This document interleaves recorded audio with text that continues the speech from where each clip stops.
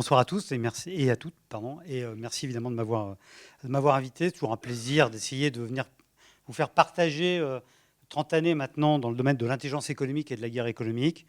Et effectivement, comme ça a été rappelé, la principale question, tout le monde a un peu des cas en tête, mais la vraie question aujourd'hui, c'est la grille de lecture, c'est-à-dire la manière de voir les choses qui effectivement était pas à jour, même si les choses bougent en ce moment très très vite, comme vous pouvez l'imaginer.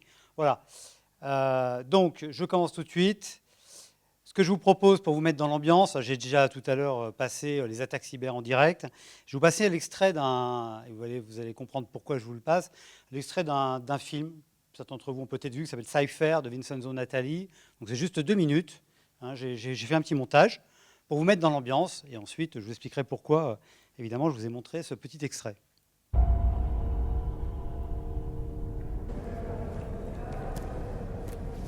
Vous prévoyez de partir en vacances, monsieur Sullivan? Non.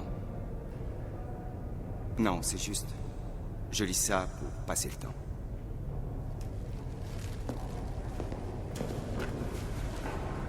Avancez droit devant vous.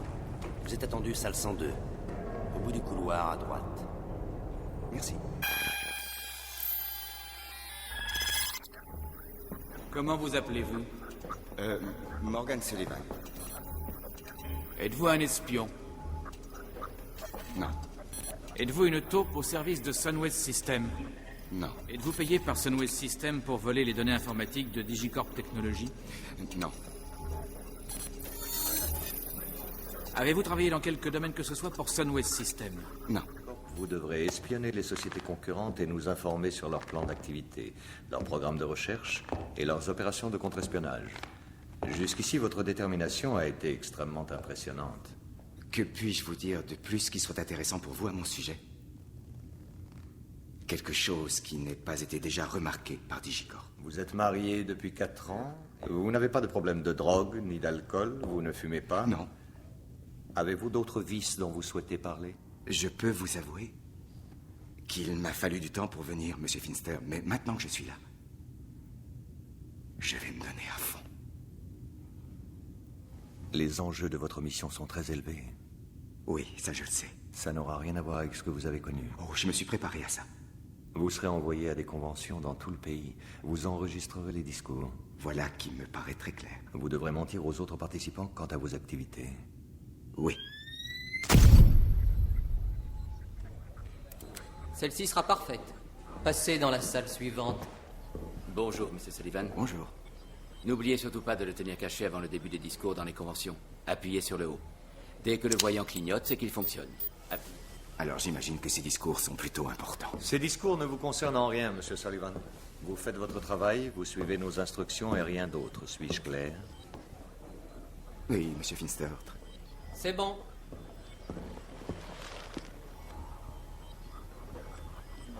Jack Thursby? C'est le nom que vous allez porter. Pour la société Digicorp, Morgan Sullivan n'existe pas. Nous ne le connaissons pas et ne voulons pas le connaître. Et comment est-il? Pardon? Quelle est sa personnalité? Donnez-lui celle que vous voulez.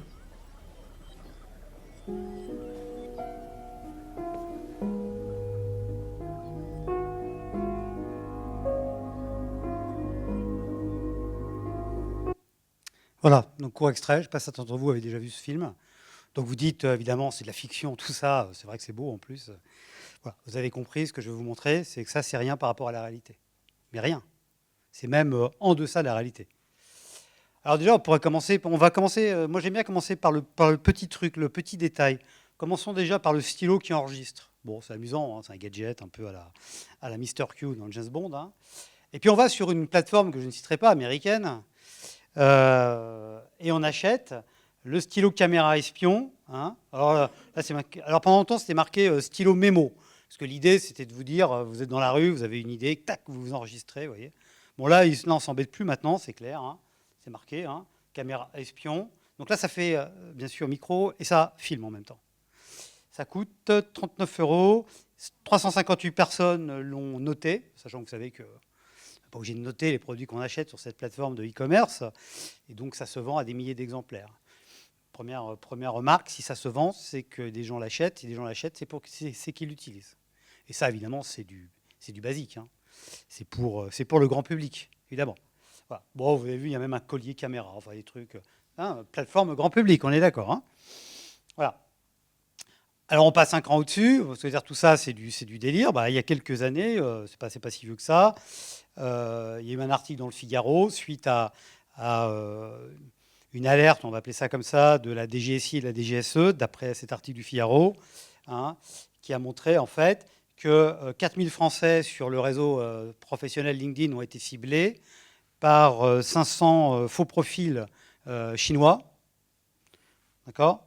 Et puis cet article rappelait que le ministère de la Sécurité d'État, qui est le principal service de renseignement offensif, mais il y en a sûrement d'autres chinois, c'est à peu près à la louche 200 000 personnes. 200 000 personnes qui ne font que ça. C'est leur boulot. Voilà. Je vous rappelle les chiffres, si vous n'avez pas les ordres de grandeur. La DGSE, qui est le renseignement offensif français, c'est 6-7 000 personnes. La CIA, 20-25 000. Les chiffres, c'est toujours un peu, bien sûr, c'est pas très précis. Voilà. C'est normal, après tout, c'est à la taille de la Chine. Hein. Ils sont 1,4 milliard. Voilà. 200 000. Dont peut-être, d'après la DGSI, donc la DGSI, c'est le renseignement intérieur, peut-être 3 ou 4 000 en France. Là, on ne parle que des professionnels, on ne parle pas de ceux qui pourraient donner un coup de main de temps en temps. Donc, vous voyez, déjà, on est au-dessus de Cypher, hein, du film. Hein. Alors, vous allez dire, évidemment, on se protège. Comme on sait qu'il y a des menaces, et effectivement, les services français de sécurité passent leur temps à les sensibiliser les entreprises, on se protège. Alors là, je vais peut-être vous décevoir, c'est la loi des 80-20. Hein.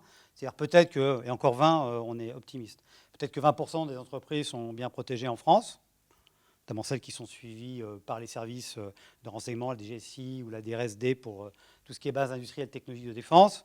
Évidemment, Thales, Dassault, vous imaginez bien, Safran, ils sont protégés. Mais il y a toutes les autres entreprises, et notamment les TPE-PME, notamment les laboratoires de recherche. Si vous avez vu, il y a un documentaire qui peut toujours être vu sur la 5, s'appelle « La France nid d'espions ». Je ne sais pas si vous l'avez vu, qui est passé il n'y a pas très longtemps, on peut le voir en replay. Vous avez quand même une Chinoise qui va le dimanche dans un laboratoire des arts et métiers à Brest, qui invite un de ses copains chinois qui n'a absolument pas le droit d'y rentrer, laboratoire qui travaille évidemment pour l'industrie française et notamment l'industrie de défense. Il y a beaucoup de Chinois à Brest d'ailleurs. D'ailleurs, ils ont racheté l'école supérieure de commerce. Donc, et à Brest, il y a des choses intéressantes, comme vous l'imaginez bien. Voilà. Alors là, je vous passe un petit extrait d'un...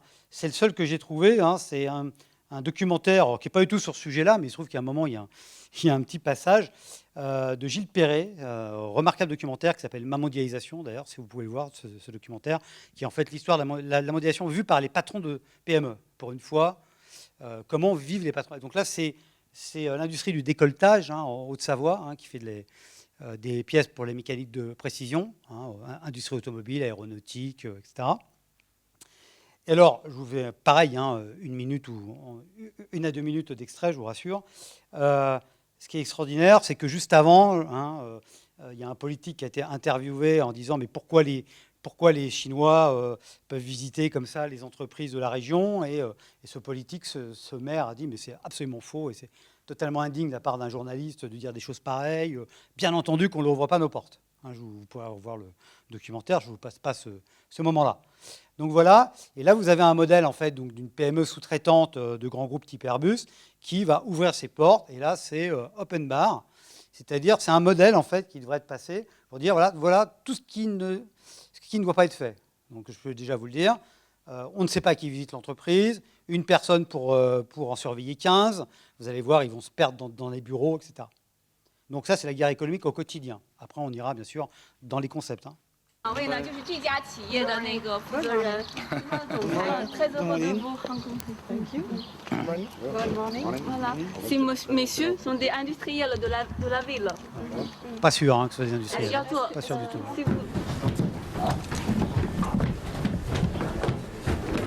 These are Japanese. 这个是日本的， This over there is Europe.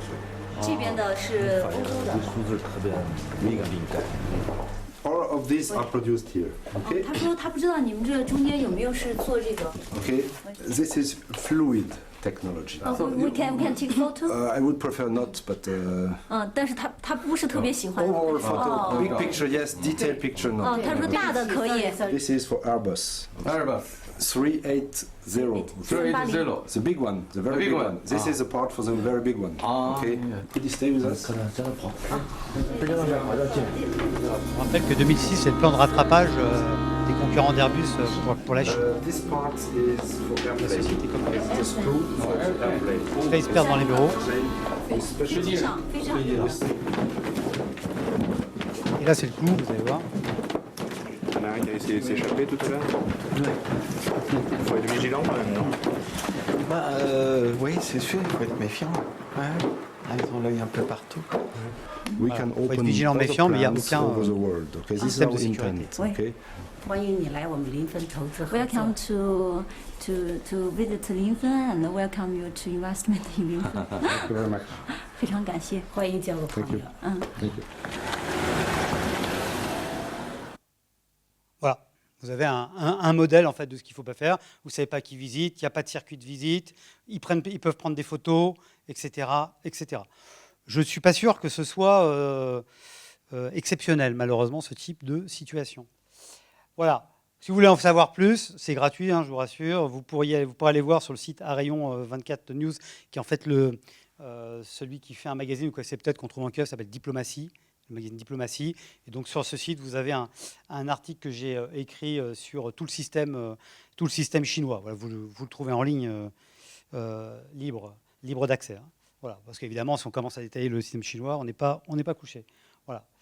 Donc la Chine a maintenant évidemment l'avantage de l'offensive à la masse, et on va y revenir parce que je reparlerai un petit peu plus tard de l'industrie automobile, notamment des voitures électriques, et en plus à les brevets, à les minerais stratégiques, etc., etc. Donc chronique d'une défaite annoncée pour l'industrie européenne de l'automobile. Hein. Je peux vous l'assurer, sauf si on fait marche arrière sur les véhicules électriques, ce qui n'est pas impossible. On verra. Voilà, allez, un autre exemple, juste pour vous montrer que Cypher, c'est de la fiction, mais que la réalité, bien sûr, dépasse la fiction. Une histoire aujourd'hui, alors on peut en parler, parce qu'elle a été jugée au tribunal, hein, qui était l'affaire Michelin, je ne sais pas si vous vous souvenez. En fait, vous avez, il y a quelques années, un ingénieur qui s'appelle Marwan Arbash, qui, en fait, s'est créé une fausse identité. Hein, il s'est appelé Pablo de Santiago. Il a, en fait... communiqué avec le concurrent, donc il travaille chez Michelin. Il a communiqué avec un des principaux concurrents de Michelin, qui est le japonais Bridgestone, pour lui vendre des informations. Bridgestone a prévenu Michelin. Alors là, ça c'est une question. Pourquoi? Ça, on ne saura jamais. On peut émettre juste des hypothèses. Une hypothèse très optimiste qui est de dire parce qu'ils sont honnêtes, simplement. Il y a l'autre hypothèse qui est de dire est-ce que ce n'est pas un piège? Mais ça, c'est l'hypothèse paranoïaque. Voilà. Donc, Bridgestone contacte Michelin. Et le responsable du service d'intelligence économique de Michelin, avec l'accord de la société Bridgestone, crée un faux personnage, lui aussi, M. Fukuda, donc avec un email, mfukuda@bridgestone.jp, ça doit être le Japon. Voilà. Et donc, ils vont discuter avec Marwan Arbash, qui veut dire je vais vous vendre des documents, ça nous intéresse. Et bien entendu, la police est dans le coup. Hein. Là, c'est la police judiciaire, en l'occurrence, puisque c'est une affaire... c'est un Français, en fait, qui espionne. Voilà. Et il y a une perquisition, bien sûr, qui va avoir lieu au domicile de l'ingénieur de Michelin. Ils vont trouver 13 386 fichiers qu'il n'aurait pas dû avoir, évidemment, qu'il n'a pas réussi à vendre. Il encourt 10 années de prison à 225 000 euros d'amende. Et il va être condamné, finalement, à 2 années de prison avec sursis, 5 000 euros d'amende et 10 000 euros de dommages et intérêts. Il n'a pas réussi finalement à vendre. Bon, il a quand même fait 4 mois de prison en préventive. Alors, pour ceux qui ont déjà visité une prison ici, peut-être fait de la prison, ça peut arriver hein, à tout le monde. C'est quand même pas très sympathique, hein, quand même. Voilà. Donc, vous voyez, on est bien dans de fausses identités, dans une espèce de jeu de l'ombre. Bon. Et là, en l'occurrence, ça s'est bien terminé pour l'entreprise Michelin, qui est une des entreprises d'ailleurs les plus sécurisées, pour ceux qui connaissent en France. Allez visiter son centre de R&D, c'est extraordinaire. Je n'ai jamais vu une sécurité comme ça. Vous êtes fouillé à l'entrée et à la sortie. Hein. Il y a des ministères en France, vous êtes fouillé à l'entrée, mais pas à la sortie. Hein. Voilà. Là, chez Michelin, c'est les deux. Hein. Vous ne pouvez pas sortir votre téléphone pendant que vous visitez. Hein. Voilà. pour vous montrer que toutes les entreprises en sont victimes, alors quelques affaires que j'ai trouvées dans la presse, sachant qu'évidemment, ne sortent dans la presse que les affaires qui sont révélées, hein, toutes celles qui ne sont pas révélées, volontairement ou pas, parce que des fois, on n'a pas intérêt à révéler une affaire, évidemment. Ça avait été dans un hôtel, un Anglais à Paris s'était fait voler les plans d'un système d'approvisionnement au fioul de l'A400M, donc c'est l'Airbus militaire. Voilà, je ne crois pas qu'on ait trouvé par qui, ou en tout cas, ça n'a pas été médiatisé. Les Anglais se sont fait un malin plaisir à rappeler que les Français n'étaient pas très bons en sécurité il y a quelques années, puisque deux personnels de Dassault sont fait voler les plans de drones franco-britanniques à la gare du Nord. Voilà. Une altercation avec une personne. C'est celui qui avait les plans dans sa mallette pose sa mallette et il s'est fait voler sa mallette. Alors c'est toujours pareil, on ne sait pas pourquoi. Est-ce que c'est uniquement pour la mallette? Est-ce que c'est pour les plans? Ça, c'est toujours la grande question. Avant le Covid, parce que je n'ai pas les derniers chiffres, mais aux aéroports de Paris, les statistiques, c'était un vol d'ordinateur portable tous les quarts d'heure. Aux aéroports de Paris, c'est à Orly et Roissy. Voilà. Alors ça peut être un vol juste pour la machine, hein, ça peut être aussi pour les données qu'il y a à l'intérieur. Voilà. Donc là, je n'ai pas les derniers chiffres. Bon, si vous prenez le train comme moi, je suis effaré par le niveau de sécurité qui est nul. Alors c'est vrai, quand je vous ai dit tout à l'heure la loi des 80-20, donc 20% qui se sécurisent, mais le niveau moyen en France de sécurité, dans ce domaine-là, mais dans la sécurité de manière générale d'ailleurs, je pense qu'on peut le dire, en tout cas c'est mon avis, est nul. On est nul. Voilà, c'est tout. Enfin, moins, on ne peut que progresser. Hein. Donc il suffit de prendre le train. Vous savez, c'est un peu ce que j'appelle le syndrome TGV aussi des bagages. Vous savez, prenez le TGV, on vous dit les bagages doivent être étiquetés. Ils ne sont pas étiquetés. Mais c'est pas grave, en fait, ça n'a aucune importance. Là, c'est pareil. Vous vous baladez dans le train. J'ai rarement vu, il y en a quelques-uns, mais des ordinateurs portables professionnels, je parle bien, hein, avec un filtre anti-espion qui coûte à peu près 20 à 30 euros, voilà, que toutes les entreprises devraient donner. Pourquoi ? Parce que si vous vous mettez côté couloir et vous regardez ce que font vos petits voisins, bah bien sûr, vous pouvez... Là, je me suis amusé à prendre en photo. C'était un consultant qui revenait d'une vie d'entreprise. Il tapait son rapport. Il feuilletait les pages, évidemment, du document que l'entreprise lui a remis. Et puis, il n'y a pas très longtemps, j'avais une inspectrice de l'éducation nationale qui était côté couloir et qui a rentré 15 fois son mot de passe. Alors, on me dirait son mot de passe, sauf que comme il n'y avait pas de filtre anti-espion, je voyais son nom sur sa boîte mail. Donc j'ai son nom, j'ai son mot de passe. Donc je fais ce que je veux avec sa boîte mail. Et ça peut mettre un sacré bazar hein, de rentrer dans le système de l'éducation nationale. Hein. Je vous laisse imaginer. Hein. Voilà. C'est quand même pas compliqué d'avoir un filtre anti-espion. Je parle qu'on est un professionnel et qu'on voyage et qu'on traite des documents qui sont des documents importants. Voilà. Donc c'est bien un problème, vous voyez, de culture et de posture. Parce que c'est cette idée que finalement, tout ça, ça n'arrive qu'aux autres, que la guerre économique, c'est bien dans ça y faire, mais ça n'existe pas. Voilà.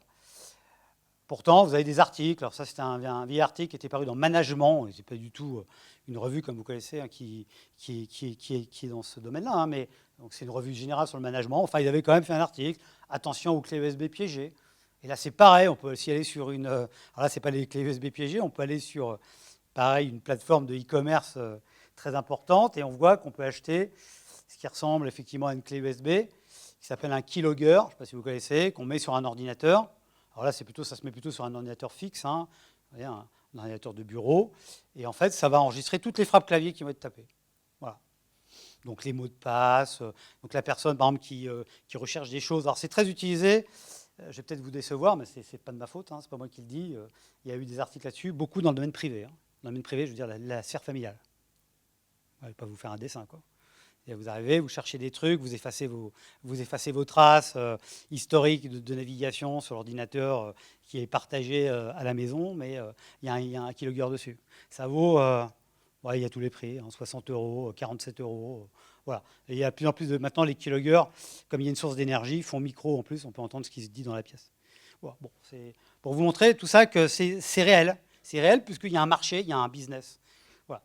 Donc il y a des acteurs. Professionnels et amateurs. Ça, je ne vais pas vous le repasser parce que vous l'avez vu, mais c'est intéressant. Vous pouvez vous amuser à le re-regarder. Vous avez effectivement toutes les attaques cyber en direct. Alors, ça peut être des attaques volontaires, c'est-à-dire dues à des sociétés qui testent en fait les systèmes. Enfin, il y a aussi des attaques, bien sûr malveillantes, hein, évidemment. Voilà. Alors, qu'est-ce que la guerre économique ? Alors, on peut prendre la guerre économique par, bien sûr, on peut donner une définition, je vais vous en donner une. On peut la prendre aussi par ses différentes réalités. Donc là, vous avez le site d'un service de renseignement français, c'est le seul à ma connaissance aujourd'hui qui explique ce qu'est la guerre économique. Je parle dans les services de renseignement, donc qui est la DRSD, Direction du renseignement et de la sécurité de défense, qui est service qui s'occupe de la contingérence au niveau des armées et au niveau de ce qu'on appelle la BITD, donc la base industrielle technologique de défense, c'est-à-dire les 4000 entreprises qui travaillent pour l'industrie de l'armement, voilà, pour faire simple. Donc, que nous dit la DRSD? La guerre économique, c'est une réalité, et là, vous avez des exemples, voilà, donc prise de contrôle par des actifs étrangers, captation de savoir-faire, vol d'informations, cyberattaque, intrusion consentie, sabotage de matériel, ingénierie sociale, atteinte à la réputation des entreprises, détournement de biens, bon, etc., etc. Voilà. Donc on peut prendre la guerre économique par les différentes facettes, finalement, de cette guerre économique. On peut aller un peu plus loin et vous proposer une définition. Et moi, je vous propose celle-là. Donc, ce sera la seule fois qu'il y a une définition. La guerre économique, c'est une confrontation entre parties. Et parties, ça peut être des États, ça peut être des entreprises. Mais ça peut être aussi des entreprises avec des États. Ça peut être des ONG, des associations. Ça peut être des mercenaires, des pirates, etc., etc. Voilà. Donc, confrontation entre parties pour capter, contrôler des ressources, accaparer des richesses, accroître sa puissance par l'économie. Voilà ce qu'est, en fait, simplement la guerre économique. Ce n'est pas une métaphore, c'est une vraie guerre, parce que la guerre n'est pas que militaire. Alors évidemment, la guerre militaire, on la connaît tous par l'histoire. Évidemment, c'est la pire parce qu'il y a des morts, parce qu'il y a des vies, voilà. Mais ce n'est pas une métaphore dans le sens où la guerre ne se limite pas aux militaires. La guerre, c'est une confrontation. L'objectif, c'est d'annihiler la volonté de l'autre, le faire plier. On peut d'ailleurs faire la guerre sans faire la guerre militaire. C'est même ce que disait au VIe siècle avant Jésus-Christ, vous connaissez sûrement le stratège chinois Sun Tzu. Voilà, le général vainqueur est celui qui arrive à vaincre sans combattre. Voilà. C'est un peu la stratégie chinoise. Peut-être qu'ils n'attaqueront jamais Taïwan parce que, comme aujourd'hui, ils sont à presque 800 navires de guerre. Je rappelle que la marine américaine, qui était la première jusqu'en 2017, donc la marine américaine, l'US Navy, c'est 350 à peu près bâtiments de guerre. La Chine n'est pas loin de 800. Et crée une marine française, l'équivalent de la marine française, tous les 4 ans. Donc demain, il y aura 1000 navires de guerre dans la mer de... Enfin, il y aura... Donc, au bout d'un moment, vous ne faites plus la guerre, quoi, parce que, à moins que vous soyez suicidaire. Mais voilà, il y a une telle puissance en face que... Voilà. Donc, la guerre économique n'est pas une métaphore, c'est une agression collective et organisée, un acte de violence. Et dans le domaine économique, ça peut être très violent, très, très violent. Vous n'avez qu'à demander, je vais vous montrer des exemples après de chefs d'entreprise qui se sont fait attaquer... ces 10 années d'enfer, en fait. Ça peut évidemment même conduire au suicide, parfois. Par contre, les actes de guerre économique, contrairement à la guerre militaire, évidemment, qui se voient, évidemment, sont le plus souvent cachés dans la lumière.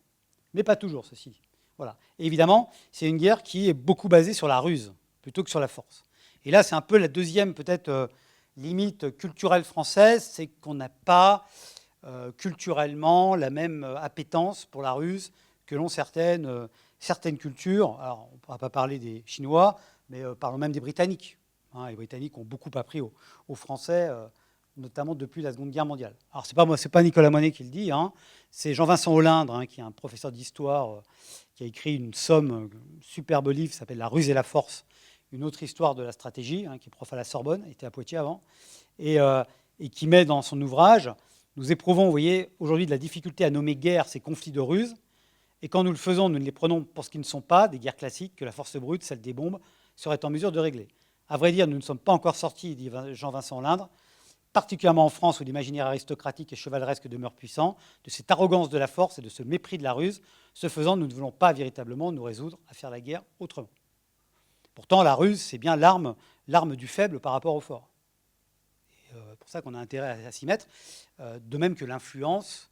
L'influence est tout aussi importante. Vous savez qu'il faut attendre fin 2022 pour que dans les armées, la 6e fonction stratégique reconnue officiellement soit l'influence. 2022 quand même. Il a fallu du temps pour s'y mettre. Mais vous savez qu'à l'école, vous ne savez peut-être pas, à l'école de guerre, vous dites Clausewitz, tout le monde se met à genoux et prie aujourd'hui. Clausewitz, c'est l'art de la guerre napoléonienne, en frontal, en direct. C'est 14-18 si vous préférez. Bon, il était déjà mort, mais voilà. Mais bon, c'est bien Clausewitz, mais il y a peut-être aussi d'autres manières de faire la guerre. Voilà. Donc tout ça, c'est très difficile. Alors, il y a quelques... Voilà, il historiquement, j'ai mis cet ouvrage-là, si vous ne connaissez pas, qui est remarquable, de Marcel Détienne et Jean-Pierre Vernant, hein, spécialistes de la Grèce antique. Les Grecs avaient une déesse de la ruse. Hein, c'est Ulysse. Hein. Enfin, c'est pas Ulysse, la déesse, elle s'appelle Métis, mais si vous voulez, la force, c'est Achille, et la ruse, c'est Ulysse. C'est-à-dire que les Grecs avaient les deux, en fait. Hein. La force et la ruse. Hein. L'Iliade et l'Odyssée. Voilà. Donc, il faudrait aller plus vers l'Odyssée que vers l'Iliade, en fait. Surtout quand on a... Alors, si on vient un peu dans le dur, qui est l'ennemi? C'est très très large. Il ne s'agit pas de pointer du doigt, hein, nécessairement. Hein, comme je vous le dis, ce n'est pas nécessairement des États, ça peut être des États, ça peut être des ONG, ça peut être des associations, ça peut être des mercenaires, ça peut être des entreprises, ça peut être tout ça mélangé. Et les grands cas, on va y revenir, dans l'alimentation, bien sûr. Bon, la Chine a quand même été nommée hein, par l'Union européenne. L'Union européenne, vous reconnaîtrez, est quand même assez soft en général dans ses discours. Hein. C'est pas, elle va quand même parler d'un rival systémique en parlant de la Chine. Voilà. Après, il y a les discours, puis il y a les faits. Hein. Dans le nucléaire, la France s'est réveillée, mais l'Allemagne... La France s'est un peu auto-sabotée, mais l'Allemagne a beaucoup poussé effectivement pour que le nucléaire français disparaisse. Hein. Il y a une très bonne étude qui a été faite, vous pouvez trouver en ligne, je pense, par l'école de guerre économique, qui vous montre en fait que des associations, genre Sortir du nucléaire, ont été financées par les Grünen allemands, hein, les Verts allemands, eux-mêmes financés par l'État allemand. Pourquoi l'Allemagne en voulait au nucléaire français? Alors, qu'on soit clair, on a le droit d'être contre le nucléaire, ce n'est pas la question. Hein, mais ça, c'est un autre débat. Mais pourquoi un État aide les antinucléaires? Parce que, évidemment, l'énergie électrique d'origine nucléaire est beaucoup moins chère qu'à l'époque charbon, gaz, etc. Et comme vous le savez, l'Allemagne avait fait un choix stratégique qu'elle regrette aujourd'hui, qui était un axe, une alliance forte avec la Russie sur le gaz. Et donc, évidemment, c'est bon pour la compétitivité de l'industrie française. Et pas bon pour la compétitivité de l'industrie allemande. Là, je vous parle des années 80-90. Hein. La France s'est réveillée, je vous en reparlerai. Voilà. Et le food power, aujourd'hui, il y a une offensive très forte de l'industrie alimentaire californienne. Là aussi, on peut d'accord ou pas avec les antispécistes. Vous avez parfaitement le droit d'être vegan, antispéciste, ce que vous voulez. Mais il faut savoir que derrière, et c'est officiel, hein, vous pouvez trouver des sources qu'on dit ouvertes, hein, eh bien, vous avez des associations comme L214, par exemple, qui sont financées par des fondations américaines. C'est officiel, hein, 1,5 million de dollars pour favoriser l'entrée sur le marché de la viande artificielle. Hein, vous pouvez regarder sur... enfin pas sur L214, mais sur la viande artificielle, vous trouverez sur Internet, il y a eu un envoyé spécial là-dessus. Voilà. C'est-à-dire qu'en ce moment, en Californie, vous avez des laboratoires qui sont en train de faire en sorte qu'on puisse avoir un steak de viande, mais fait dans un laboratoire, et pas à partir d'un animal tué. Encore une fois, on a le droit d'être d'accord. Il faut juste savoir que derrière, il y a des acteurs. Alors, on a interviewé quelques experts du domaine, plusieurs centaines, et qui est l'ennemi? Et d'après eux, les plus offensifs quand même dans le domaine économique, hein, c'est les États-Unis. Alors, ce qui nous pose un problème, évidemment, la France. Pourquoi? Parce que c'est aussi un allié militaire. Et puis je vous rappelle que les États-Unis, quand même, nous fournissent en technologie. Je vous rappelle que le GPS est américain. Alors vous allez me dire, oui, tout ça, c'est des trucs de parano. Donc je vais vous raconter un petit truc. Comme l'a rappelé... Comme on vous l'a rappelé, j'ai fait l'IHEDN, donc j'ai le droit de vous dire des choses sans citer la source. Hein. C'est ce qu'on appelle la règle de Chatham House.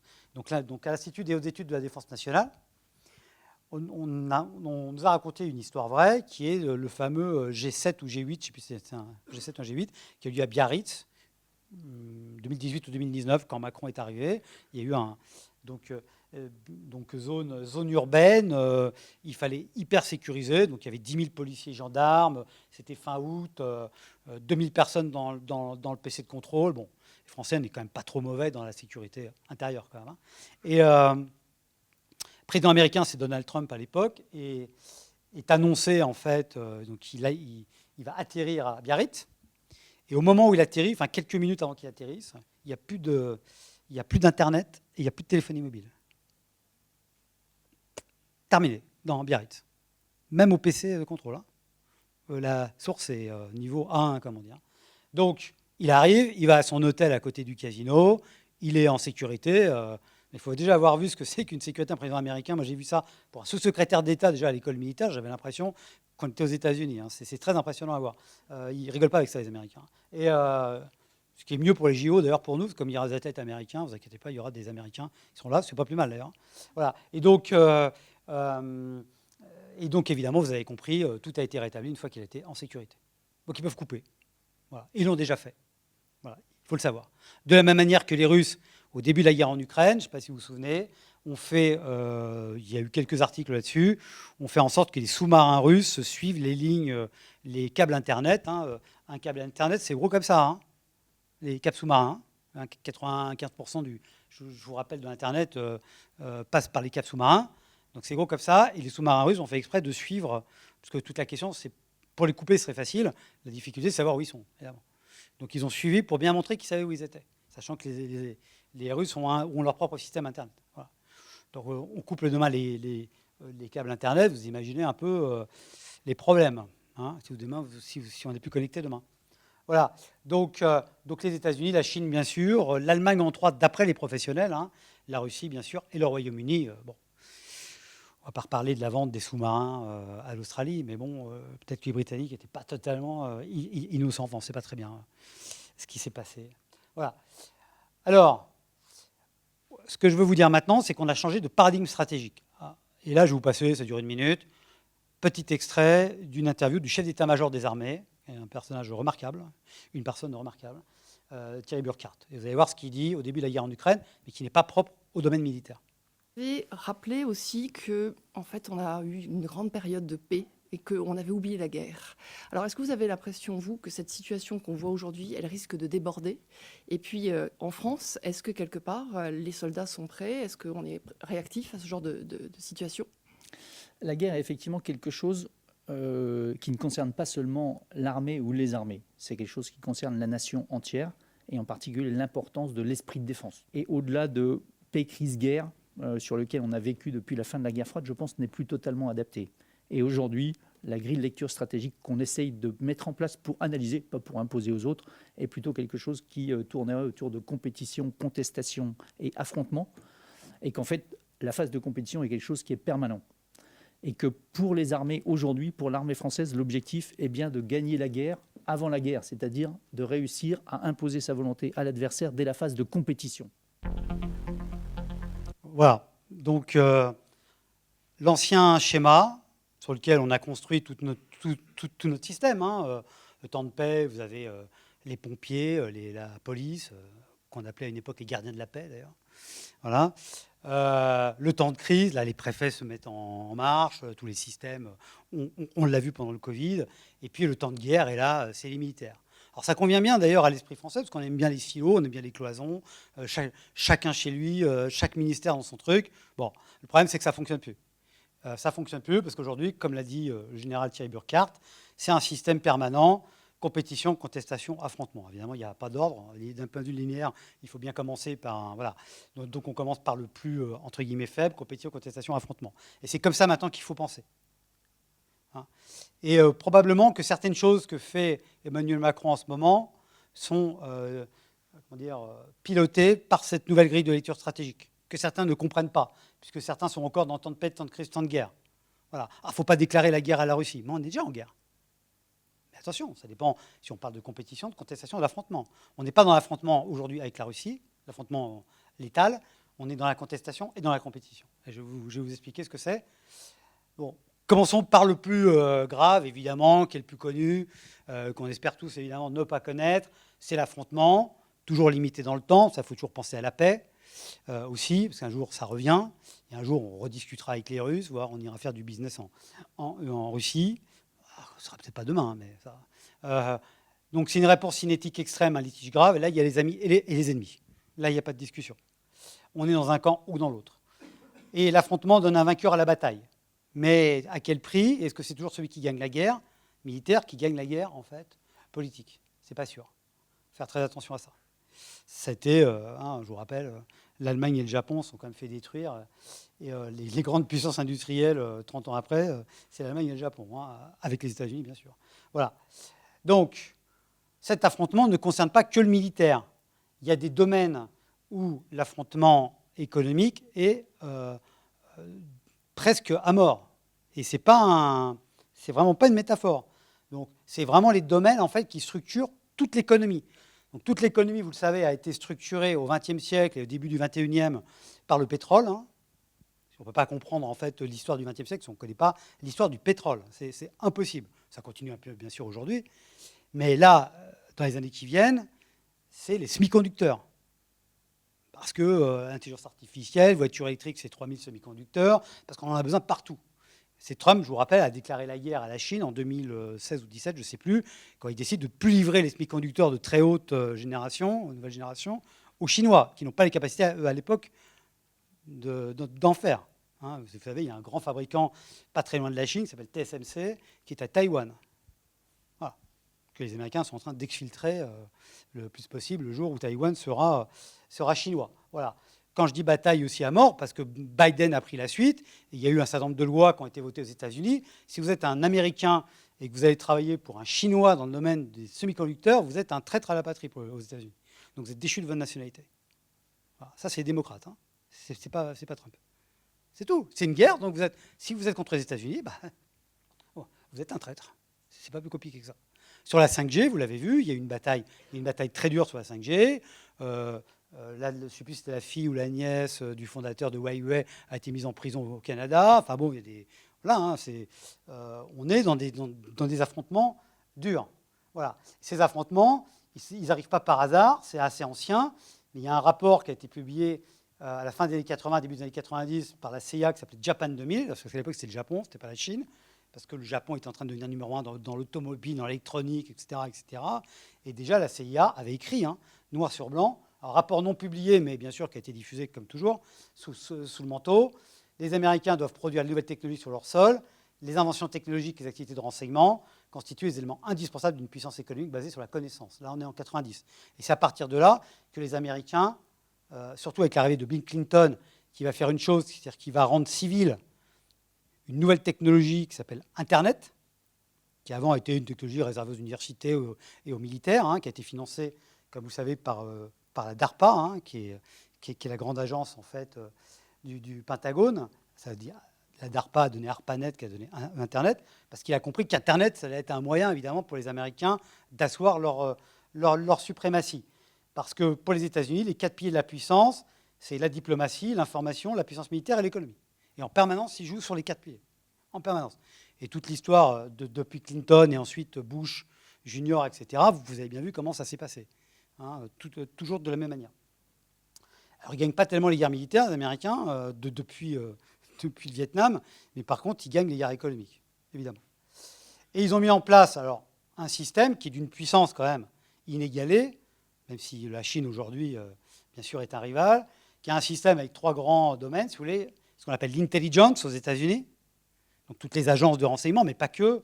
Alors, ils ont une petite vingtaine, je crois que c'est 18 agences, ça représente, bon an, mal an, 100, 120 000 personnes à peu près. Hein, la NSA, la SIA, enfin vous connaissez les noms. Hein. Il y a bien sûr Internet, il y a toutes les sociétés, les fameux GAMAM, GAFAM, on les appelle comme on veut, hein, à qui vous avez déjà donné toutes vos données si vous avez un compte Gmail ou autre. Hein. Je ne sais pas si vous avez un compte Gmail, en fait, donc vous avez autorisé l'accès à votre boîte mail Gmail, à vos données, etc. etc. Si vous voulez que je vous envoie les diapos ou que je les donne, il n'y aura pas de problème. Il y a bien sûr le système d'innovation avec les grandes agences de financement. Moi, j'entends des fois à la télé dire SpaceX, l'entreprise privée d'Elon Musk. Non, non, entreprise privée sous financement public. Hein. Là, c'est la NASA qui donne des milliards à Elon Musk. Des milliards. Bon, voilà. Vous avez bien sûr les universités américaines, dont la puissance est bien sûr rien à voir avec les universités françaises. Hein. Si vous prenez Harvard, par exemple, je ne sais pas si vous connaissez les chiffres, 22 000 étudiants, Poitiers, 30 000. Hein. Nous, on doit avoir un budget de 400 millions d'euros à peu près, 500 millions. Harvard, c'est 5 milliards, et c'est 50 milliards de réserves de dollars. Donc évidemment, ce n'est pas tout à fait le même niveau. Hein. Vous avez les grands programmes, et vous avez les fonds d'investissement privés, évidemment, très important. Alors, en rouge, vous avez InQtel, parce que InQtel, c'est un fonds privé qui a été créé par les services de renseignement américains. En fait, ils ont créé un fonds d'investissement, et ils prennent des parts dans des entreprises high-tech. Voilà. Mais c'est très intelligent, d'ailleurs, ils ont parfaitement raison de le faire. Et puis vous avez toute la partie influence, avec les fameux think tanks. Alors un des plus connus, c'est la Rand Corporation. Alors là, c'est pareil, il y a les think tanks français, vous le connaissez peut-être de nom, la FRS, l'IFRI, l'IRSEM. Bon, je ne sais pas s'il y a des gens ici de ces think tanks-là. Allez, combien 30 personnes, 40 personnes, 50 allez, ouais, max. Hein. La Rand Corporation, c'est 2000 personnes, hein, et c'est qu'un des think tanks. Hein. Donc voilà, on pourrait continuer comme ça. Vous voyez qu'en fait, vous avez le système et vous avez la masse. Vous avez bien sûr les chaînes de télé, les Netflix, les CNN, etc. etc. Donc c'est vraiment un système qui est intégré. Et voilà. Mais ils ne sont pas arrivés par hasard. Ils sont arrivés parce qu'ils ont pris effectivement un certain nombre d'échecs. Voilà. Bon, ça, je vais passer. Les Américains ont une grille de lecture qui est dans un ouvrage de Richard Davney qui s'appelle Strategic Supremacy, qui n'a pas été traduit en français. C'est-à-dire qu'un des principaux ouvrages des grilles de lecture américaines n'est pas traduit en français. Donc on va se battre, en fait, vous savez, c'est un peu comme De Gaulle qui avait écrit un ouvrage sur l'armée, sur l'importance de la cavalerie blindée, etc., et qui n'était lu que par les Allemands, vous savez, avant la Seconde Guerre mondiale, c'est pareil, qui ont appliqué d'ailleurs les préceptes. Voilà. Donc, enfin, c'est vrai que De Gaulle n'était pas très bien sorti de Saint-Cyr, donc on ne va pas lire un bouquin de quelqu'un qui n'est pas sorti premier, quoi. Ça n'a pas de sens. Voilà. Donc, Richard Davney vous explique qu'en fait, je vous le fais rapide, vous avez en fait des zones, 4 zones, une zone qui s'appelle le marché cœur, les intérêts vitaux, l'endiguement, la zone pivot, et qu'en fait, évidemment, il faut protéger jusqu'à l'affrontement le marché cœur. Donc, dans le marché cœur, vous trouvez tout ce qui est interopérabilité, infrastructure informationnelle, donc la 5G, les câbles sous-marins, les routeurs. Voilà. Vous avez une zone, les intérêts vitaux, qui là aussi, il faut protéger à mort, c'est les semi-conducteurs. Par exemple, le GPS, hein, vous savez que les Européens essayent depuis des décennies d'avoir un équivalent du GPS, ça s'appelle Galileo. Bon, on n'a toujours pas vu arriver. Je ne sais pas si vous êtes équipé d'un Galileo dans vos voitures, ça va finir par arriver. Mais ça a été bien freiné. Alors, l'Europe est pas mal aussi pour s'auto-freiner, hein, mais enfin, les Américains ont aidé, hein, évidemment. Et ils ont raison, hein, ce n'est pas une critique. Hein. Ils font de la stratégie.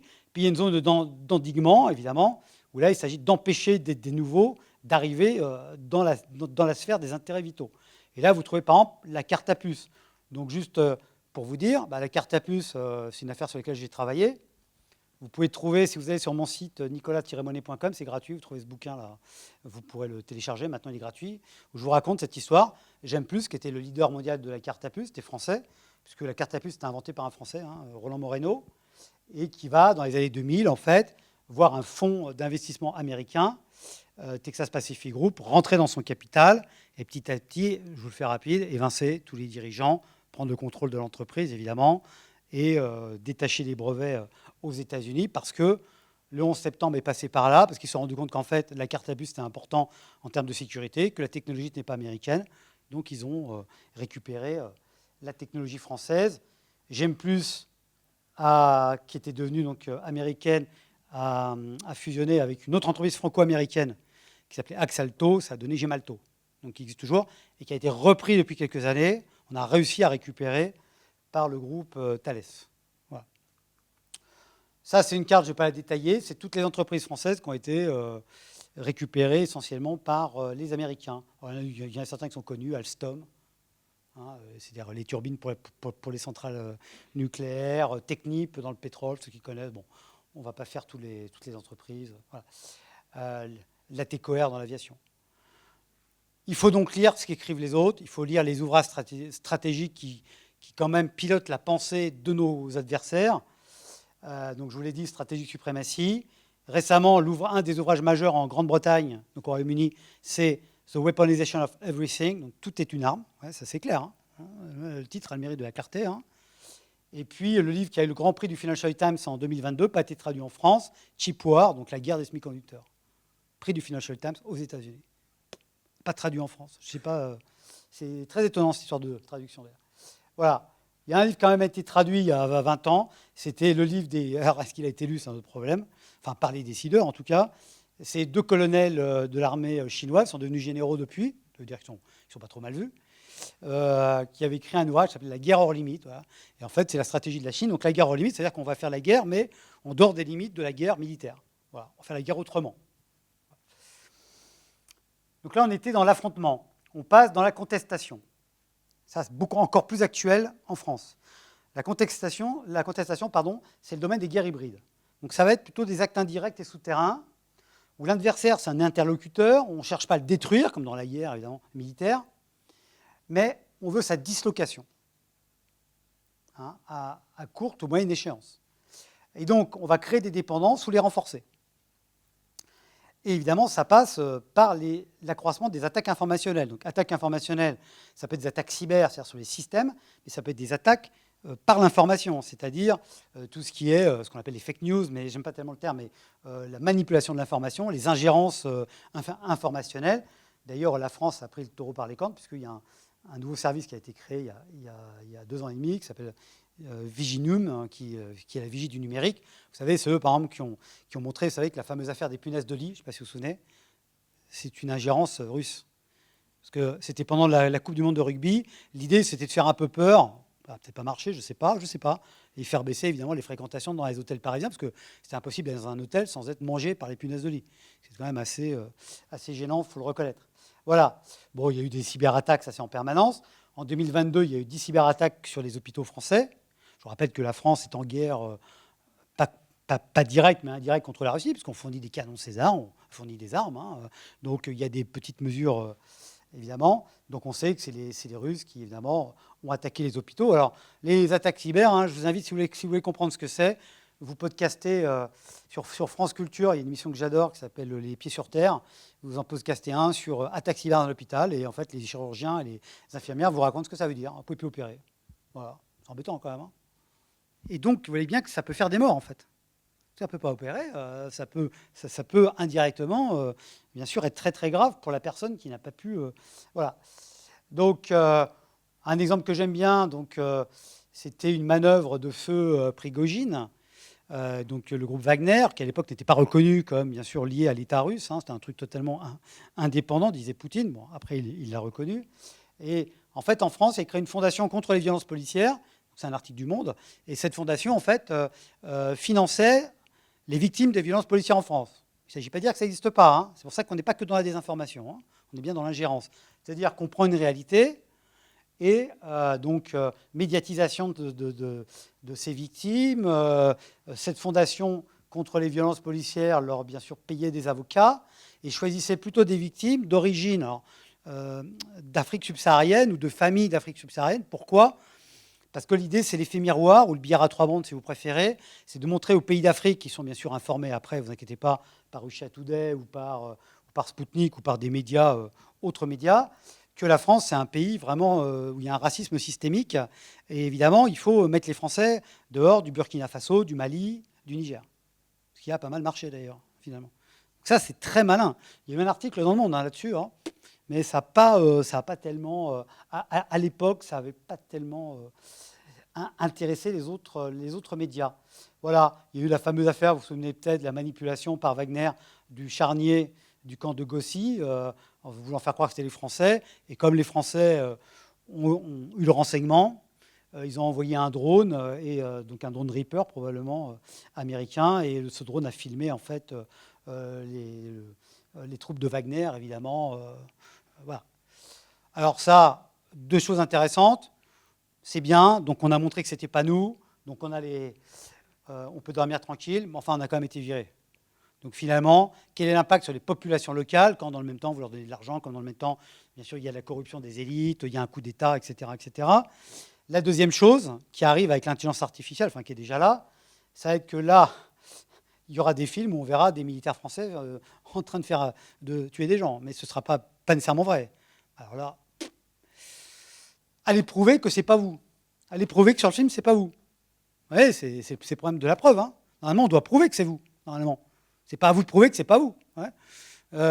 Donc là, on rentre effectivement dans une logique assez perverse.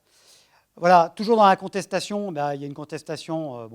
Ça, je ne vais pas revenir sur l'affaire des sous-marins, mais Ariane Group est aujourd'hui évidemment pas mal impacté par une contestation qui est d'ailleurs assez légitime des Allemands. Je ne vais pas vous refaire l'histoire d'Ariane, mais vous savez qu'on a récupéré un certain nombre d'ingénieurs allemands après la Seconde Guerre mondiale. Ils sont venus travailler en France. Ils étaient très forts dans les lanceurs.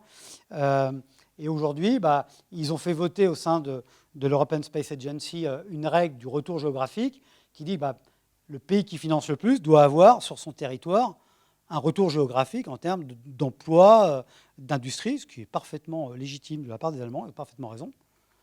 Et donc, il y a eu déjà, dans l'Eure, à Vernon, département de l'Eure, de notre cher ministre de l'économie et des finances. Il n'a pas dû y aller depuis longtemps, mais, parce qu'il est là depuis 7 ans déjà. Mais voilà, 600 emplois qui sont passés en Allemagne. Voilà. Mais encore une fois, il ne s'agit pas de montrer du doigt, ce sont des stratégies. Et les Allemands ont parfaitement raison de mener cette stratégie. Voilà, nucléaire, je vous en ai déjà parlé, donc une guerre de l'information, notamment par le financement d'associations. Et la dernière phase, c'est la compétition, qui est à la fois indirecte et couverte. Alors là, c'est ni détruire la cible, ni provoquer sa dislocation, c'est la modéliser. Il y a un terme chez les anglo-saxons, ils disent shaping. En fait, on va modéliser, c'est-à-dire qu'on va inculquer des manières d'être. Ça passe par le langage. Regardez maintenant l'utilisation, le pauvre tout bon, de termes en permanence anglo-saxons. On ne fait plus du face-à-face, on fait du face-to-face, on va faire un meeting, etc. Alors, on dit oui, mais ça, c'est un truc de vieux schnock d'être contre ça. Non, parce que petit à petit, en fait, vous finissez... Les Romains l'avaient déjà compris, la langue et le droit. Et ensuite, vous êtes tranquille. C'est votre manière de voir qui l'emporte. Voilà. Et les Américains, pour ça, évidemment, sont très forts. Il y a un article que j'ai écrit, pareil, dans Diplomatie, vous pouvez le trouver en ligne, qui s'appelle « L'influence américaine en France » ou l'art de cacher dans la lumière. Voilà. À côté de ça, il y a d'autres acteurs. Je prends l'exemple de Greenpeace, mais j'aurais pu prendre l'exemple de L214, qui sont dans des logiques commando et qui vont, en fait, c'est aussi de la guerre économique, qui vont, en fait, la logique commando, c'est le minimum de moyens pour choquer. Et d'ailleurs, il y a d'anciens commandos qui travaillent chez Greenpeace, des commandos militaires, et donc ils font des opérations. Là, c'était chez Danone, ils avaient déroulé une banderole au siège de Danone. Et puis, si on reprend l'exemple du nucléaire, voilà, vous avez ce genre d'attaque de la part Encore de une opération coup de poing de Greenpeace. À l'aube ce matin, plusieurs dizaines de militants sont parvenus à pénétrer sur le site de la centrale nucléaire du Tricastin dans le sud de la France et afficher leur message sur les murs des réacteurs 1 et 3. Alors que le pays est en plein débat sur la transition énergétique, l'objectif est de dénoncer les failles de sécurité dans le nucléaire. Greenpeace, qui n'en est pas à sa première intrusion sur un site français, estime que la centrale du Tricastin, vieille de 33 ans, fait partie des plus dangereuses et devrait être fermée. Les militants ont pu toucher physiquement les enceintes des réacteurs, mais les autorités affirment que la sûreté de l'installation n'a pas été mise en danger. En fin de matinée, au moins une vingtaine de personnes avaient été interpellées. Effectivement, il n'y a aucun danger pour la mise en installation, mais on n'est que dans le symbolique, en fait. Peu importe, c'est pas sécurisé, comme l'installation n'est pas sécurisée, le nucléaire, c'est pas sûr, etc. etc. Aujourd'hui, vous avez des universités qui passent d'accord avec Greenpeace, et Greenpeace vient sensibiliser les étudiants à l'écologie. Vous me direz que c'est très bien, mais je vous rappelle quand même, vous le savez sans doute, que Greenpeace a une filiale qui propose des panneaux solaires et des éoliennes et qui fait du business, Green Planet Energy. Voilà. Avant, ça s'appelait Greenpeace Energy, ils ont changé de nom parce que c'était un peu trop voyant. Voilà. Donc, il y a des universités françaises qui ont mis des panneaux solaires Green Planet Energy sur leur toit. L214, voilà, mais moi, je trouve ça remarquablement intelligent. Et là, on ne débat pas du... Voilà, après, on est d'accord ou pas avec leur combat, mais ça, c'est une autre histoire. Mais vous voyez, donc c'est vraiment... Ça, c'était à Bruxelles, je crois, devant le Parlement, pour... le truc, c'est la prise en tenaille, c'est-à-dire que d'un côté, action médiatique, et parfois à juste titre, dans des abattoirs où les conditions sont scandaleuses, etc., mais qui sont de manière illégale, évidemment, on n'a pas de rentrer comme ça dans un truc, et puis de l'autre côté, une action vis-à-vis du droit européen, droit des animaux antispécistes. Donc mort probablement annoncée du foie gras, des huîtres, puisqu'ils sont vivantes, de toute façon avec le réchauffement climatique, ils vont disparaître, etc., etc. Voilà. Ce sont des attaques. Donc la guerre économique, vous voyez, ce n'est pas que les grandes entreprises ou que les États. Voilà. Bon, ça, je vais passer, parce que je vois que le temps passe. Alors ça, je vais quand même en parler, j'ai quand même un petit quart d'heure. Ça, j'adore ce cas, c'est les voitures électriques.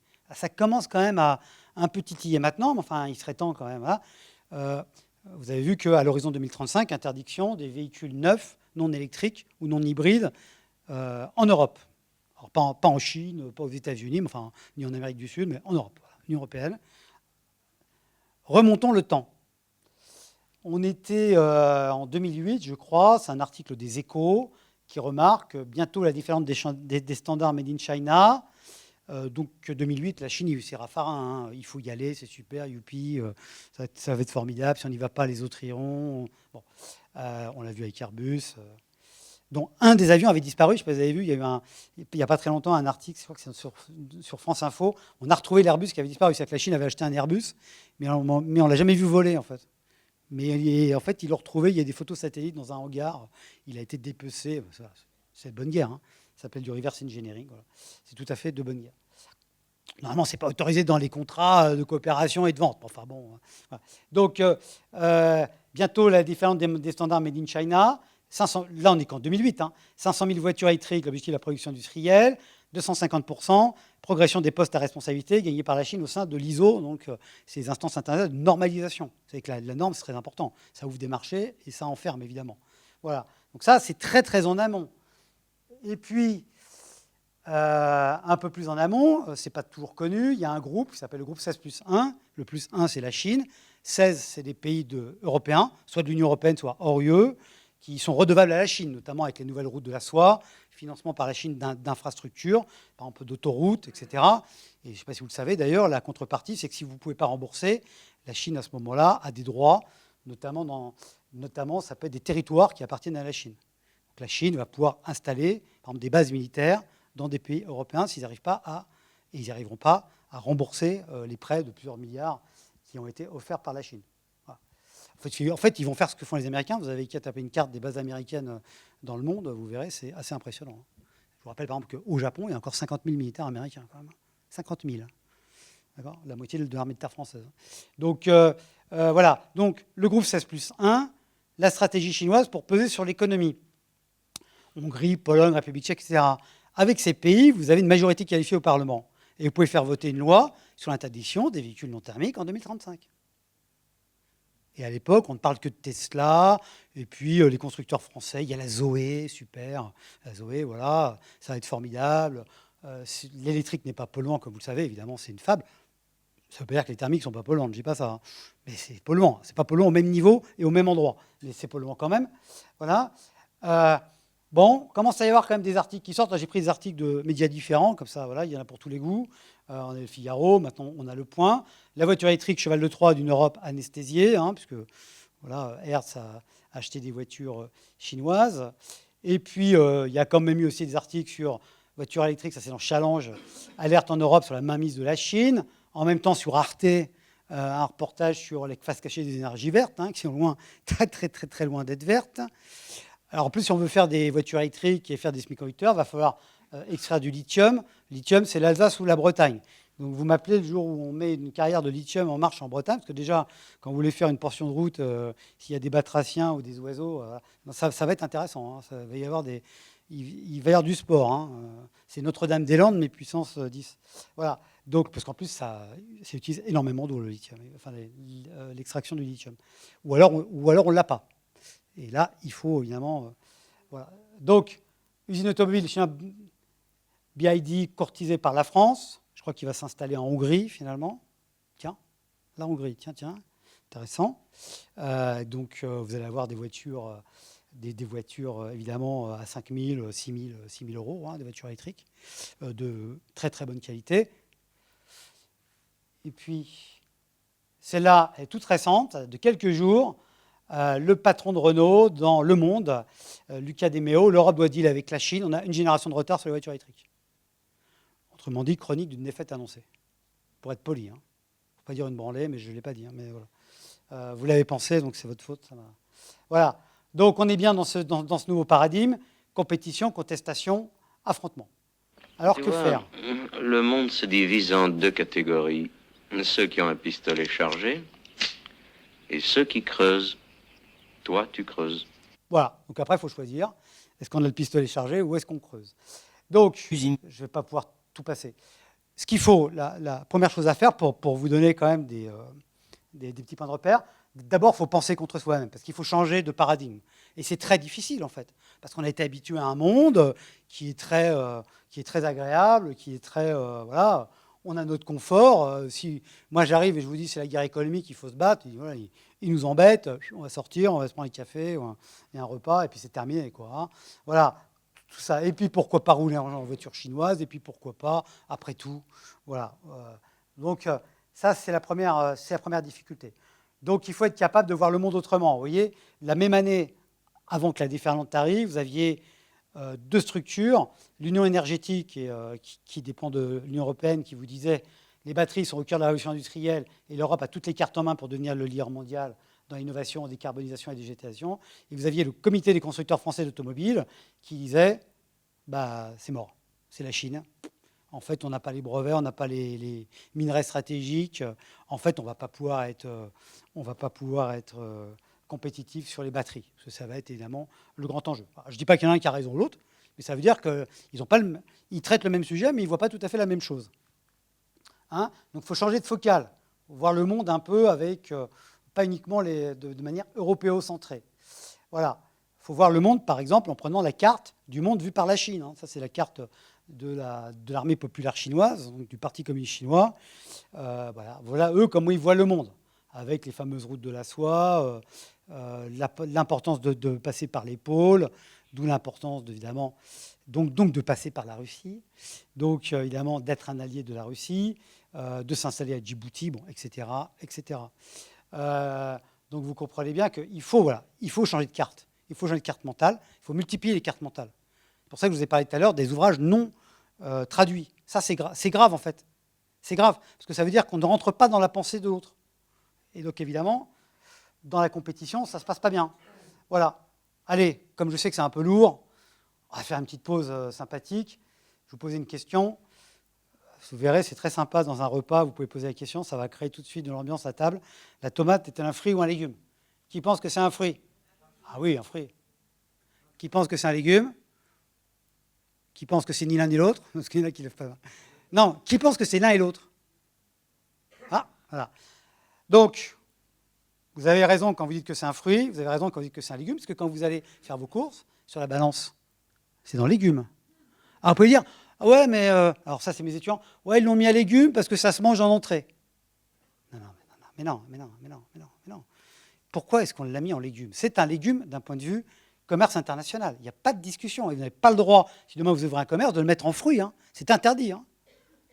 Pourquoi? 1883, Cour suprême américaine. Vous avez un importateur de tomates qui s'est fait taxer, qui a pris la taxe sur les légumes, qui va voir le gouvernement américain, qui dit non, mais attendez, vous me taxez sur la tomate, mais ce n'est pas un légume, c'est un fruit. Donc le gouvernement dit non, mais je ne vous rembourse pas. Donc il porte ça auprès des tribunaux, ça va jusqu'à la Cour suprême américaine, qui a dit, puisque c'est comme ça, on ne va pas le rembourser, donc c'est un légume. Voilà. Donc les Américains ont décidé que c'est un légume. C'est un légume, c'est tout. Donc dans les balances internationales, c'est un légume. Vous n'avez pas le choix. C'est comme ça. Alors vous dire, oui, ça c'est pas très important. Si, parce qu'il y avait de l'argent derrière. Mais bon, je prends un exemple un peu amusant. De la même manière que la pizza, comme vous le savez, est un légume. Vous savez ça. Si vous allez aux États-Unis, sur les menus des écoles, des universités, où il y a des menus anti-obésité, vegetables, pizza. Vous n'avez pas le droit de le mettre dans les plats favorisant l'obésité. C'est interdit. Le Congrès américain a voté. Voilà. C'est normal, puisque la pizza est un légume, puisqu'elle est faite essentiellement de tomates. Et que la tomate, comme vous le savez maintenant, n'est pas un fruit, mais un légume. Donc la pizza est un légume. Bon, c'est le côté un peu marrant. Ça s'appelle la taxonomie, c'est-à-dire on change les termes, évidemment, on les fait changer de catégorie. D'accord? Alors vous me dites, ouais, mais ça c'est du tomate. Le nucléaire, il y a eu une bataille, c'est là où la France s'est réveillée, très très forte, pour que la Commission européenne reconnaisse le nucléaire comme une énergie verte. Parce qu'il n'y a pas d'émanation, enfin le bilan carbone, évidemment, est très très faible, par rapport au charbon, par rapport au pétrole, etc. Il a fallu, évidemment, dealer avec les Allemands. Les Allemands ont dit OK. Et ils ont fini par craquer. Ils ont dit OK, c'est bon, mais par contre, le gaz est une énergie verte. Le gaz. Donc c'est bon, vous pouvez aller voir. Hein. Alors vous me direz, quel intérêt? L'intérêt, c'est que les millions tombent ou ils ne tombent pas. Hein. Parce que vous pouvez rentrer dans les programmes. Énergie verte, donc vous avez le droit à la subvention. Sinon, vous n'avez pas le droit. Voilà. Donc vous voyez que ces batailles, ce n'est pas simplement discuter pour savoir si sur la balance, on va aller dans légumes ou dans fruits. Voilà. À côté de ça, la guerre économique, elle est effectivement très très dure. Un des cas les plus célèbres, je ne sais pas si vous le connaissez, je vous invite à regarder ce documentaire, je vais passer vite, mais vous le trouvez partout hein, sur Internet, il s'appelle La guerre fantôme, qui est l'histoire de Alstom General Electric. Et en fait, juste pour vous dire quoi, qu'une des armes maintenant préférées de la guerre économique, c'est le droit. C'est ce qu'on appelle l'extraterritorialité du droit américain. C'est-à-dire qu'à partir du moment où il y a un acte délictueux qui est fait comme une corruption avec un système américain, c'est-à-dire une technologie dont un des composants est américain, Par exemple, vous faites une corruption en envoyant un mail avec un ordinateur américain. À partir du moment où la corruption est en dollars, là c'est encore pire, etc., le département de la justice américain peut se saisir et vous mettre en prison. Voilà. C'est ce qui s'est passé pour Frédéric Pierucci, qui était un des cadres d'Alstom. Il a été mis en prison. Pression a été faite sur la France, sur Alstom et sur le gouvernement français pour vendre en fait Alstom Power à General Electric, l'américain. Donc Alstom Power, c'est les turbines. Vous savez, dans les centrales nucléaires, il faut transformer la vapeur en électricité, donc il faut des turbines. Donc c'est une innovation française. Ça a été construit à Belfort. Voilà, et donc maintenant, c'est plus Alstom, c'est General Electric. Voilà. Ça a été une bataille. 770 millions, je crois, de mémoire d'euros d'amende. Société Générale a pris, je crois, plus d'1 milliard d'amendes. BNP Paribas aussi. Total. Airbus a des... Alors, ce n'est pas que des amendes, appel à des cabinets américains pour se défendre et surtout des compliance officers dans votre entreprise. Par exemple, chez Airbus, il y a un autre reportage sur Airbus, c'est-à-dire des cabinets d'audit qui rentrent dans votre entreprise et qui vous demandent votre ordinateur et qui regardent tout ce qu'il y a dans l'ordinateur. Ce qui s'est passé chez Airbus, par exemple, à Toulouse. Enfin pas qu'à Toulouse. Voilà. Donc ça, je passe, parce que je vois que le temps passe. On va finir sur une note positive. S'il me reste encore 10 minutes, c'est bon? Oui? Ouais, 10 minutes. On peut gagner. On peut gagner. Les seules batailles perdues sont celles qu'on ne mène pas. Je vous ai parlé juste avant du piège américain Frédéric Pierucci, qui est un livre remarquable. Il y a le même livre, le même cas, proche, chez le même éditeur, qui s'appelle Le Traquenard, qui a été un beat total en termes d'ouvrage. Sauf que lui, il explique comment il a eu la même chose que Pierucci, mis en prison par le DOJ, le département de la justice américain, mais ils se sont battus par contre. Donc ils se sont battus, comment? Évidemment, 18 mois de prison, je crois, à peu près, aux États-Unis, c'est pas très sympa, mais ils sont allés devant la justice américaine. Ils se sont battus, en fait, tout simplement, vous pouvez trouver sur le site EPGE, École de pensée sur la guerre économique, epge.fr, vous trouvez les 5000 pages, en fait, de l'audition. Et en fait, ils ont montré que le DOJ, ce n'est pas la justice américaine, c'est l'administration américaine. Ce sont les procureurs. En fait, faisaient les choses de manière illégale. Ils n'avaient pas le droit de faire ce qu'ils ont fait, etc., etc. Ils sont battus et ils ont eu un non-lieu. Ils ont quand même fait de la prison, mais voilà. Donc ça veut dire que la justice américaine peut déjuger l'administration américaine. Les États-Unis n'est pas un pays monolithique. Voilà. Mais il faut se battre. Si, comme dans le cas Alstom, vous ne vous battez pas et vous payez, évidemment, c'est foutu. C'est foutu. Il y a des tas de gens qui se battent. Ça, c'est une chef d'entreprise qui s'est fait attaquer alors là, par un concurrent français, parce qu'il n'y a pas que les méchants américains, il y a des méchants partout. Ça a duré 10 ans. Elle s'est fait attaquer en fait sur une barre de métal qu'elle utilisait pour les portes souples. Vous connaissez sûrement, c'est les portes qu'on trouve par exemple, dans les grandes surfaces, vous savez, entre la réserve et le magasin, les portes qui s'ouvrent vite, ou dans les laboratoires. Bon. Donc son principal concurrent l'a attaqué en justice. En première instance, donc 3 attaques, 2 en civil, 1 au commerce. Elle gagne les 3 premiers.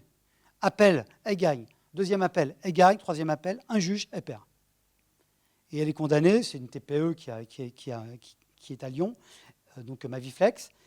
Elle est condamnée, c'est une PME de 70 personnes à peu près, elle est condamnée à 1,5 million d'euros. Donc là, c'est la catastrophe. Et en fait, elle va se battre. Elle va utiliser un outil, là c'est pareil, il faut utiliser les outils, qui s'appelle la clause de sauvegarde. Elle va protéger son entreprise. Et elle va utiliser un autre outil qui est très puissant, qui est la communication. C'est-à-dire qu'elle va communiquer avec ses clients, ses fournisseurs, bien sûr ses employés, parce que ses employés sont évidemment... il y a des tentatives de recrutement de la part du concurrent pour qu'il n'y ait plus personne dans la boîte, ce qui réglerait le problème. Bref, elle va se battre. Et cette femme d'entreprise qui est incroyable, s'appelle Anne-Sophie Panzeri, je vous invite à taper son nom, elle a fait plein de trucs, incroyable. En fait, elle va redresser son entreprise qui aujourd'hui se porte très très bien. Voilà. Donc on peut se battre. Ceci dit, c'est 10 ans de procédure, 10 ans d'enfer. Ça, faut quand même le savoir. Voilà. Alors cet exemple que j'adore, c'est à Clermont-Ferrand, une entreprise c'est le groupe TA qui fabrique des colliers ophtalmiques et qui se fait en fait. Alors là, ce sont des faux documents, des fausses études scientifiques qui sont en fait envoyées par un de ses concurrents aux prescripteurs. Donc les prescripteurs, vous imaginez, c'est les ophtalmos, pour montrer que le nouveau collier ophtalmique des groupes TA a des effets secondaires, c'est embêtant, etc. Évidemment, chute des prescriptions. L'entreprise TA, le groupe TA se bat, donc attaque en justice, mais il sait que l'attaque en justice, même s'il gagne 2, 3 ans, 4 ans, il ne sait pas, pendant ce temps-là, votre chiffre d'affaires, il baisse. Donc c'est quand même un problème. Donc ils vont faire appel à un cabinet d'intelligence économique parisien qui va repérer d'où vient l'attaque, Il se trouve que c'est un concurrent monégasque qu'il a attaqué. Et là, ils font un truc génial, je trouve. Comment vous faites arrêter l'attaque d'un concurrent, à votre avis? Pardon? En faisant pareil, mais oui, mais ça ne règle pas votre problème de la baisse de votre chiffre d'affaires. Et puis, si vous faites pareil, c'est illégal, donc vous vous mettez dans l'illégalité. Mais d'un point de vue légal, ils ont fait un truc qui est très simple, mais je trouve génial. En fait, ils l'ont racheté. Donc, en le rachetant, vous rachetez votre chiffre d'affaires, puisque c'est lui qui en profitait. C'est-à-dire que les produits que vous ne vendiez pas, c'est lui qui les vendait. Et évidemment, en le rachetant, ça arrête l'attaque, évidemment, puisque c'est vous maintenant. Donc, et ils ont gagné, bien sûr. Je peux parler de ce cas, parce que ce cas a été jugé. Hein. Donc, effectivement, le concurrent a été condamné. Enfin, le concurrent, l'ancien concurrent, l'ancien propriétaire, évidemment, puisque maintenant, ça appartient, le concurrent monégasque appartient au groupe TIA. Donc, ça veut dire qu'on peut se battre, vous voyez. Il y a différents moyens. Le premier cas, tout à l'heure, la communication. Là, c'est par le rachat du concurrent en passant quand même par une société d'insurance économique qui va trouver d'où vient l'attaque, parce que le problème des attaques, des fois, c'est qu'on ne sait pas d'où elles viennent, évidemment. Mais vous voyez, là, c'était des faux documents scientifiques, qui étaient très bien faits, évidemment. Alors là, je termine là-dessus. Ça, c'est le top. Vous avez un petit film, d'ailleurs, que vous pourrez trouver sur le site du CER 451. Le paratonnerre français et ses ennemis. Alors ça, c'est extraordinaire. Donc la France, pour vous faire simple, la France invente un nouveau dispositif. Ça s'appelle le paratonnerre à dispositif d'amorçage. Les anciens dispositifs sont les paratonnerres à tige simple. La différence, c'est quoi, hein? Bien sûr, je vous fais ça dans les grandes lignes.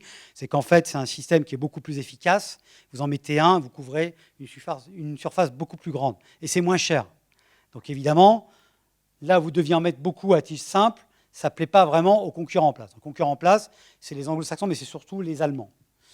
Donc, problème, là aussi c'est une femme chef d'entreprise, Elisabeth Benali-Léonard, qui reprend cette petite entreprise qui se trouve à Limoges, donc qui s'appelle France Paratonnerre, et elle rachète cette boîte, et puis on ne lui dit rien. Et puis un jour, elle apprend que la norme va changer, et que le paratonnerre à dispositif d'amorçage français va être sorti de la norme. Et donc à partir de là, ils ont 2 ans, en fait, pour arrêter toute leur production. C'est-à-dire que c'est terminé, vous êtes morts. Vous n'avez plus le droit de commercialiser vos produits, puisque la nouvelle norme européenne ne contient pas votre technologie. Et donc elle se renseigne et elle se rend compte que, en fait, il y a une guerre informationnelle qui a été menée par les Allemands au sein d'un colloque scientifique international. C'est le colloque international sur la Lightning Protection. Donc en fait, aucune des communications scientifiques françaises pour le paratonnerre à dispositif d'amorçage n'est acceptée. Donc, comme il n'y a pas d'existence scientifique, quand vous fabriquez de la norme après, vous savez, la norme fonctionne sur le consensus, évidemment, les gens vous disent, non, on ne va quand même pas accepter une technologie dont aucun article scientifique ne démontre la véracité.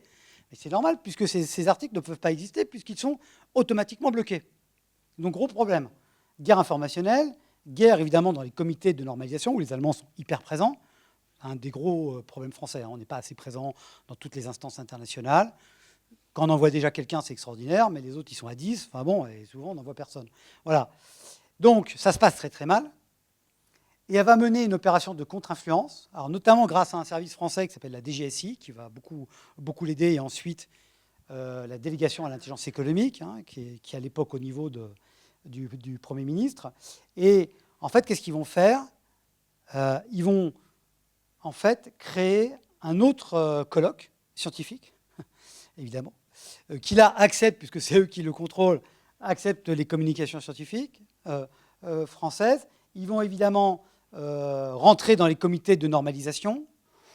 L'État français est intervenu, là on ne sait pas trop, mais à mon avis, il y a dû y avoir des pressions exercées sur l'Allemagne, probablement. Bon, ça c'est de la diplomatie, donc ça on ne sait pas. Et in fine, cette fameuse technologie du paratonnerre à dispositif d'amorçage est revenue dans la nouvelle norme européenne. Et aujourd'hui, ce dispositif est présent dans 120 pays, est vendu dans 120 pays dans le monde. Voilà.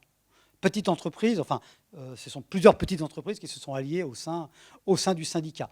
Et puis, parce qu'on est entre nous, je peux vous le dire, au sein de certaines institutions françaises, il y avait des personnes qui avaient eu tendance à un peu trop aider, on va dire, la norme allemande, la technologie allemande, et à un peu trop dénigrer la technologie française, je parle de français, et il y a eu un ménage qui a été fait au sein de ces instances. Voilà. Ça s'est fait à la française, donc ça reste gentil, hein. C'est pas la Russie, hein, ni la Chine, hein, voilà, ça ça reste très, très sympathique. Voilà, donc c'est un superbe cas, parce que ça veut dire que rien n'est jamais perdu, mais il faut se battre. Par contre, si on ne se bat pas, là, évidemment, c'est foutu. Voilà ce que je voulais vous dire. La guerre économique, c'est comme la politique. Je dis ça parce qu'il y a des élections qui arrivent. Si vous ne vous occupez pas d'elle, elle s'occupe de vous. Voilà ce que j'avais à vous dire. Merci de votre attention.